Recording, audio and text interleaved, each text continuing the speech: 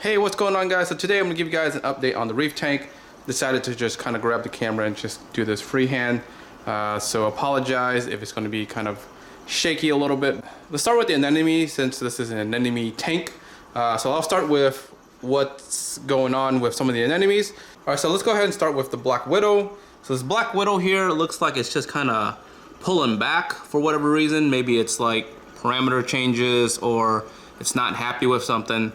But I noticed the black widow starting to kind of retract a little bit more. The Shermans in the back, which are those two right here and that little guy there, they're doing fine. The Rose, which is that little guy here that split and kind of went off to its own rock. These two guys here, and there was actually a third one that was kind of lodged back here. What happened with that guy was I was trying to sell one of these guys, and the easiest one that I can kind of unlodge was the one that was kind of right here. As you can see, like a lot of these nooks and crannies, like once the footing gets in there, it's like impossible to get out. So I was trying to get one of these guys or one of them over here, and this guy over here, I was able to kind of get like 90% of its footing out, but one of the footing was still kind of lodged in there. After 2 hours of trying to get them out, I was like, okay, whatever, I'm going to try to get them out anyways, just because, you know, I spent 2 hours trying to get this one anemone out. Got him out, and what happened was I tore the footing on him, and he's actually up here now. So I'm gonna kind of show you guys. So what happened was I tore him, and I decided to, you know, since it was already a torn anemone, I went ahead and just straight cut him with some scissors down like just half. And it looks like he's recovering just fine. This is 2 days after that little tear, and it looks like he's starting to close up a little bit and look like he's doing fine. So now I have two of them, and hopefully that one recovers. And I wasn't able to obviously sell them just because that one's going to take some time to recover. Couldn't get those guys out. The rock in the back there is a rainbow similar to this rose. As you can see, the color difference right there. This one's a little bit more pink. This one back there, the rainbow, it's a little bit darker in red. This one's like a little bit more translucent, I guess. So I got these guys from a local, you know, reefer, saying that it was a rose, and it kind of looks like a rose slash like rainbowish, but definitely similar to that one over there in the back, but a lot lighter. And it's always been that light. It kind of looks like it's bleached, but it's really not. It's just that's how that anemone is. I've had it for like probably over a year, and I haven't seen, you know, the colors really change. So ignore the floor there. It's a bit messy. It didn't get a water change this week. I do a bi-weekly water change, so a lot of this is still messy. So if you take a step back here, and if you notice from the last update on this whole tank was like covered in this crazy algae. Like it was like everywhere. And it looks like it's cutting back down a lot. I'll explain why I think it did a little bit here. But a lot of it had to do with, you know, manually removing it once a week and kind of just keeping it in check. Once I kind of kept it in check, it kind of just looks like this now. Yeah. So there's the two clownfish. These two clownfish has like all these anemones to choose from, and they have not hosted any of them. Zero. They're always in this corner. Only time they actually come out of this tank is when the food comes in. And the thing is, like, there's nobody else in this tank. Like, we had one wrasse, but that wrasse decided to take a suicide dive, and I'll show you how or what. I have a top on it, but as you can see, the sides here, there's holes. There's about like maybe an inch that it can jump through, and the wrasse decided to jump through this side, jump down there, and landed on the ground. And by the time I found the wrasse, it was dried up, shriveled up, and dead. So that was kind of a sad way to go there. If I saw him, I would have picked him up and threw him in there, but it happens. Oh yeah, and quickly to go over some of the utter chaos here, looking really nice.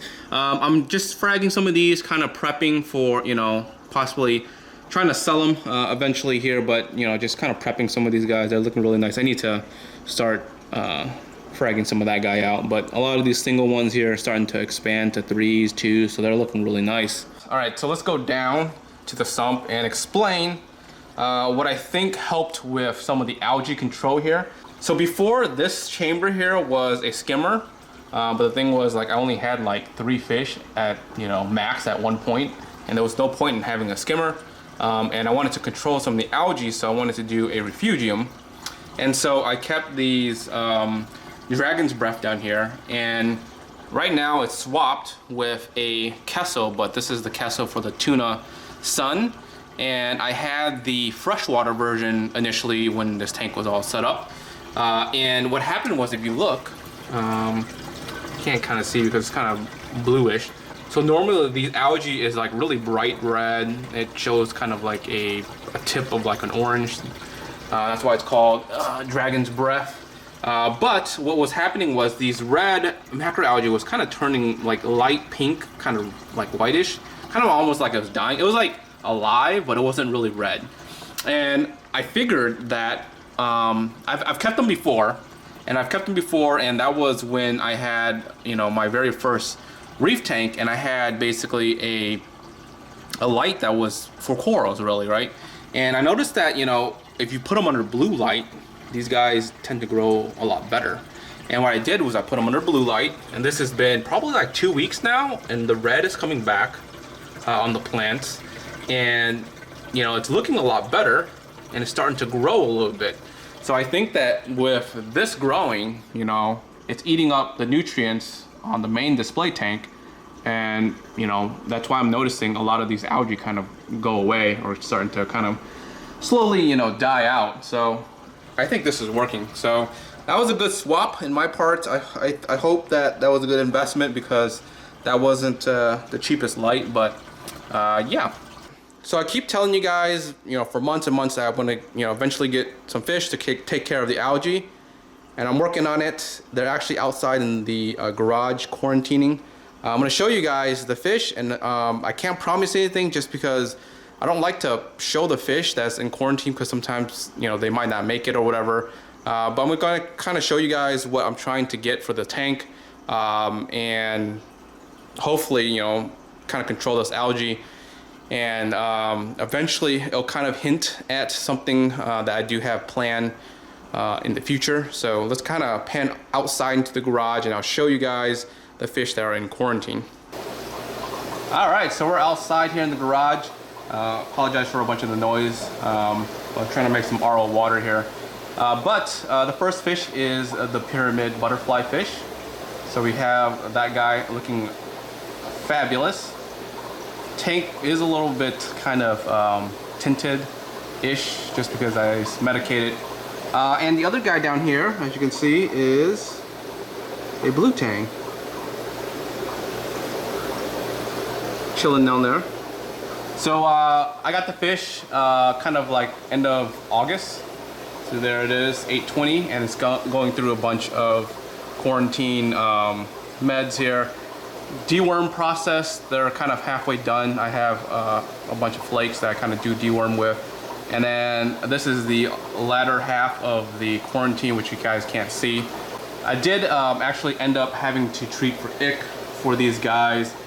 Tangs are prone to having ick.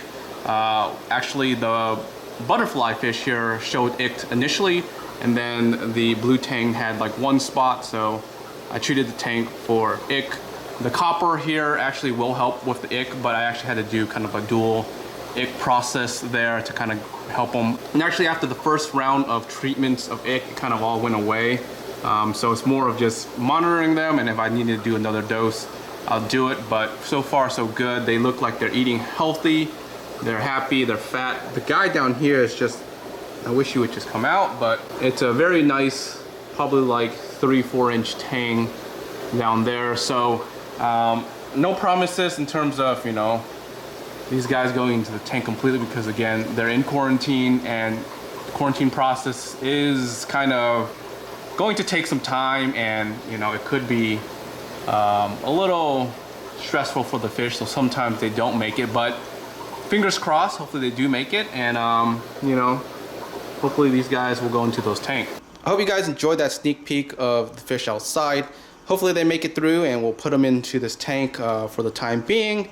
And like I said, it kind of hints towards a new project in the future that I'm looking towards doing. It probably won't happen this year unless, you know, I get a super crazy good deal on, you know, something that I'm looking at possibly getting, but it most likely will happen sometime next year.